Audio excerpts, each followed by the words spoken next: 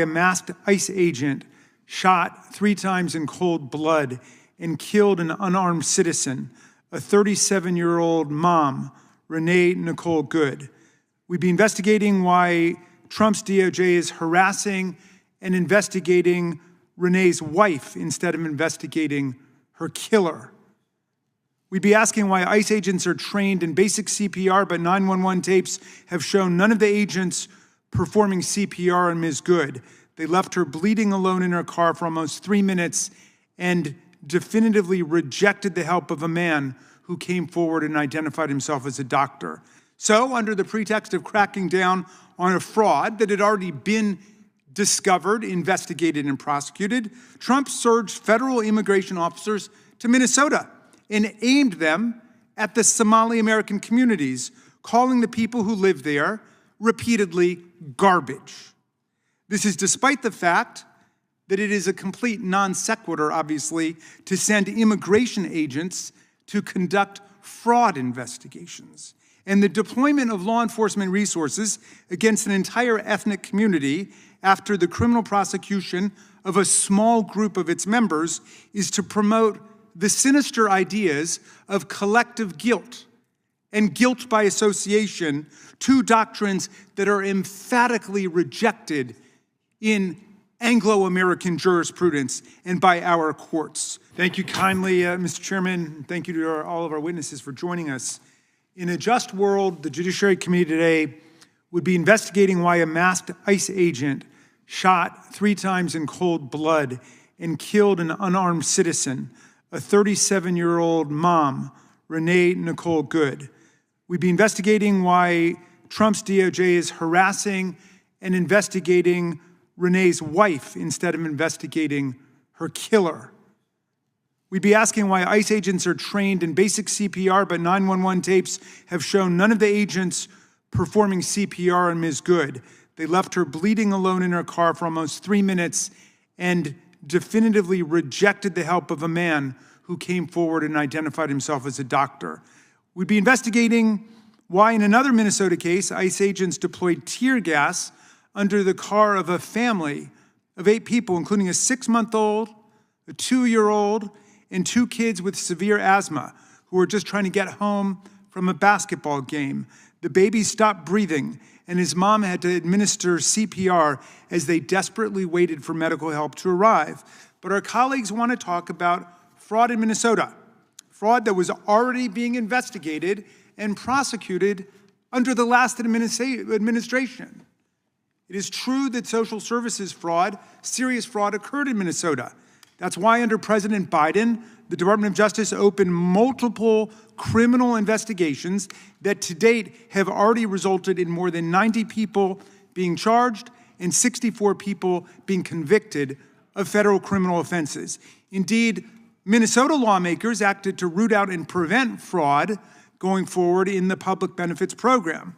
That's why last year, the Minnesota legislature passed legislation to empower the governor to cut off payments or to claw back funds whenever fraud is detected. And that's why Governor Walz appointed the first ever director of program integrity to make sure the state is effectively investigating and preventing fraud and corruption in their programs. The fraud in Minnesota was discovered not by a right-wing social media influencer who's been harassing people in communities all over Minnesota in recent weeks, but by the hard work of real local investigative journalists, brave whistleblowers, and state and federal auditors. It is this fraud, which we must take seriously, is not unlike the $2.5 billion breathtaking Medicare fraud scheme uncovered last year in the home state of the chairman of this subcommittee, as he himself mentioned, or the massive COVID-19 unemployment assistance fraud scheme uncovered in Chairman Jordan's home state of Ohio. Fraud is endemic in government all over the world. There are fraudsters attacking our public institutions, trying to undermine them and rip them off. Even our president has been convicted of 34 counts of criminal fraud by a jury of his peers in New York related to the fraudulent payments made to porn star Stormy Daniels and also civilly convicted in New York for different kinds of real estate fraud.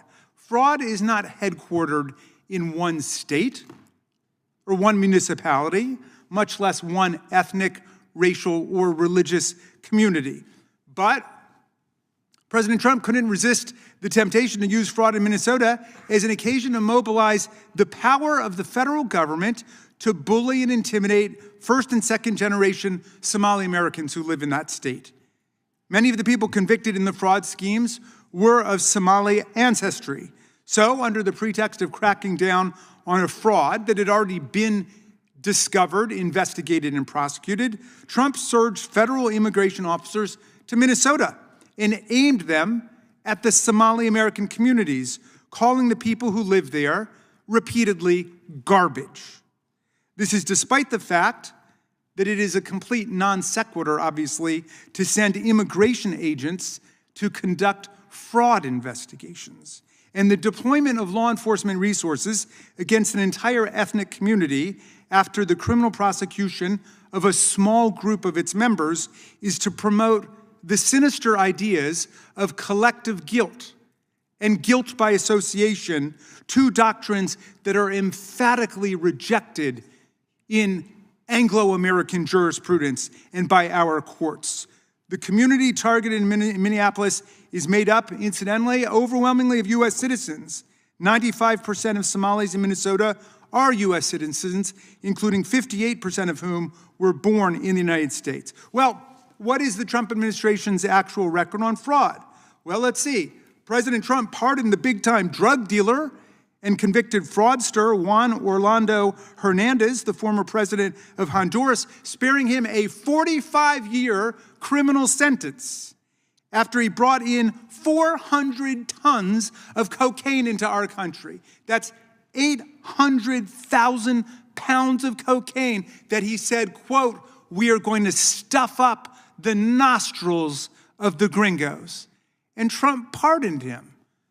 And if you're interested in that particular sweetheart deal, that would be a great subject for a hearing, Mr. Chairman. Just last week, again, the president granted pardons to more convicted fraudsters. Julio Herrera Vellatini was scheduled to be sentenced this month for participation in a political corruption and fraud scheme alongside his co-defendant, the former governor of Puerto Rico, Wanda Vasquez. In late 2024, when Mr. Herrera was facing felony bribery charges in a different case, his daughter donated $2.5 million to the MAGA Inc. Super PAC. Then in May 2025, Mr. Herrera's lawyer, who had served on President Trump's legal team, negotiated a deal allowing him to plead guilty to a trivial misdemeanor offense instead. Several months later, Mr. Herrera's daughter donated another $1 million to MAGA Inc. And what do you know? President Trump generously granted Mr. Herrera a full and unconditional pardon just last week. They're making a fraud out of the pardon process in America with pay-to-play rules as they pardon recidivist, hardened, unrepentant fraudsters. Well, indeed, in total, President Trump has pardoned more than 1,600 people, depriving victims, survivors, and taxpayers of an estimated, check this out, $1.55 billion in restitution and fines owed to us, the American people, while shockingly, because other presidents didn't do this, but Trump did, while shockingly allowing corporate fraudsters and tax cheats to keep all of their ill-gotten gains. This is a massive and unprecedented swindle from working-class people and crime victims as the administration gives all of these ill-gotten gains right back to the criminal fraudsters who stole the money in the first place. And finally, Mr. Chairman, President Trump has dismantled the infrastructure that actually prosecutes white-collar crime and fraud in America, actually roots out waste, fraud, and abuse. The Trump DOJ gutted the public integrity section at DOJ that prosecutes government officials who break the law. And nearly a year ago, his DOJ suspended enforcement of the Foreign Corrupt Practices Act, which prohibits foreign bribery, saying all bets are off.